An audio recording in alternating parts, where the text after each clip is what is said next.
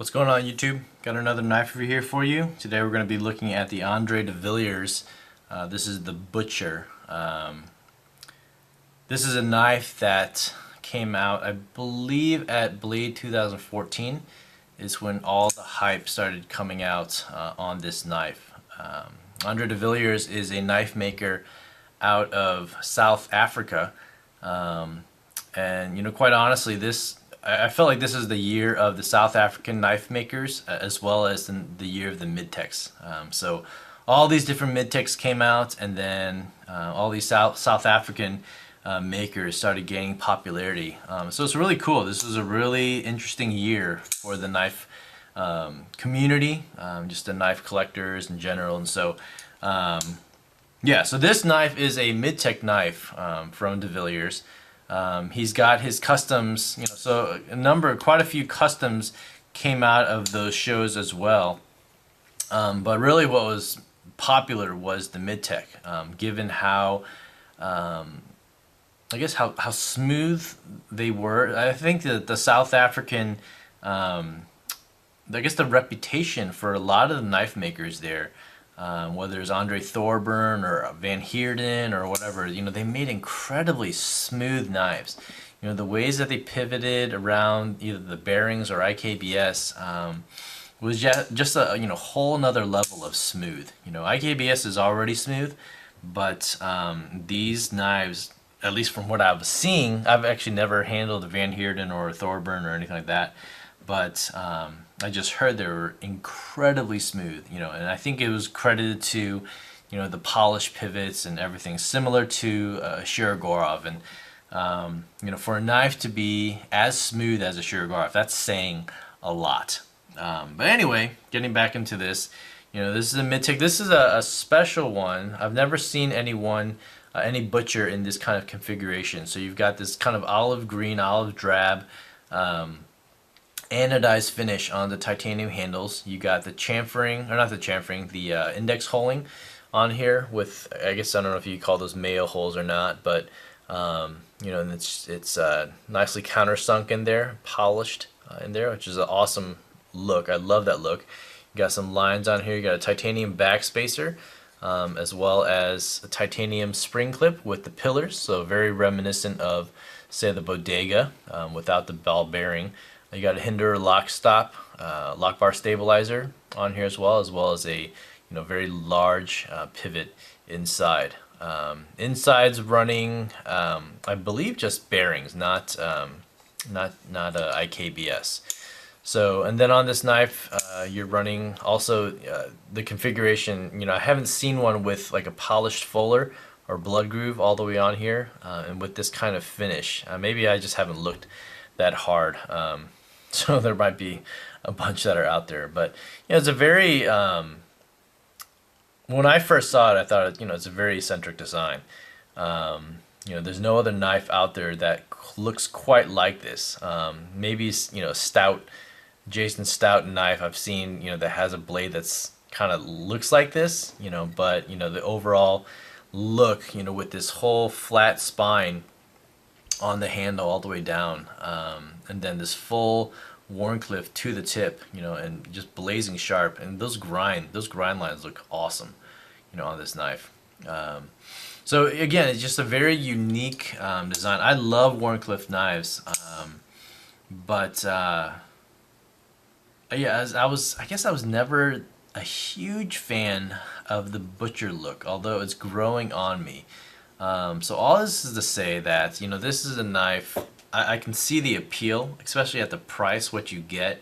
The quality of the fit and finish is pretty good on this knife. I think you get a lot of bang for your buck. I think these are around $400 or so, $450 from the retailers. So at that price, definitely worth it, for this knife. Very intuitive design as well. Even on this pocket clip, you see this little jimping edge right there, and that really helps you to just pull the knife out of your pocket and whatnot. I've tried that a couple times, and it's pretty nice. Opening, closing, everything, is very nice on here. Really the one thing that stuck out, and let me just do a size comparison really quick before I talk about that. So against some of these other, well, this Midtech right here, here's the Graham SS3 Razel Midtech. You kind of see, some of the eccentric designs. Here's my Wharncliffe Direware, one of my favorite knives. I just love the look of the Direware and the Wharncliffe finish on there. Here you got the Sebenza for a size comparison. So the blade is slightly, actually maybe it's a little bit longer. I thought it was going to be shorter. So I think maybe it's about 3.6, 3.7 inch blade apparently. And then here you have the John Grimsmo Norseman with Damasteel. So just as a size comparison, it matches up pretty well with all these knives here. You get a very wide, high blade, not quite as high as the Direware, but and basically this was one of the things that I didn't quite like, and this is just my personal preference. For many people, it's probably not that big of a deal. It's just how much of this blade sat out, especially how wide it was or how high it was near this tip right, or near the end of the handle. So as it's in your pocket, this is sitting out and this much is kind of sticking into your pocket. So anytime, or I guess this much, I guess your hand is coming in this way typically if you're going to grab it because it's right hand tip up carry. But it causes this much to kind of sit out into your pocket, if you will. And so not that it was that uncomfortable. To me, it's just that little beef, and I just didn't like the look. I didn't like the aesthetics of it, as it's closed.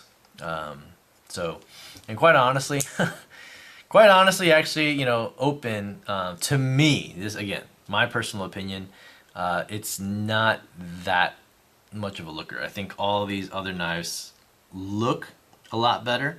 So, and functionally, this is going to work great. As a Wharncliffe, one of my favorite grinds now is the Wharncliffe grind, just because of how easily that tip and the angle just digs in. And you don't really have to, bear your hand down so much. Like the Sebenza, if I want the tip, I have to go all the way down this way, and it kind of puts undue pressure on your wrist and whatnot. So,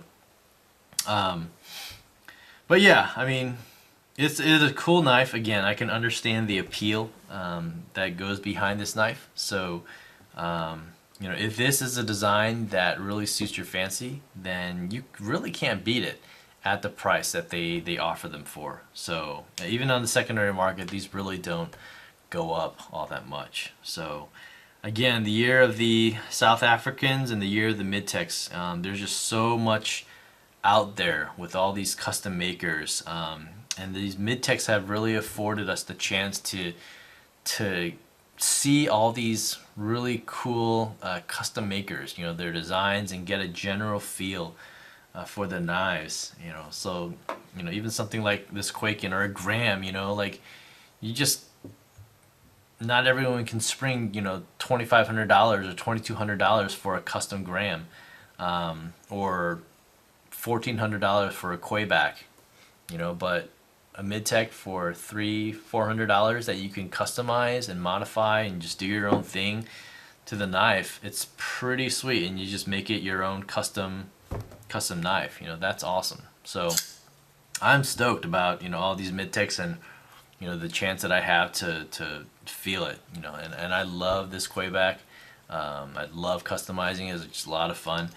And so yeah, with the Butcher, it's pretty much the same thing. You get a sterile one with all silver, and do whatever you want to it, and it's just make it your own knife. So anyway, those are my little quick takes on the Villiers Butcher. So check it out. They have a mini Butcher out there as well, which is a sub 3-inch blade. So if you're looking for a smaller frame of this kind of knife with that look, those are out there and available, is readily available from all the retailers. And this is as of January 2015. So, all right, guys. Thanks for watching. Let me know what you guys think in the comments down below, and I'll see you guys on the next vid. Take care. Bye.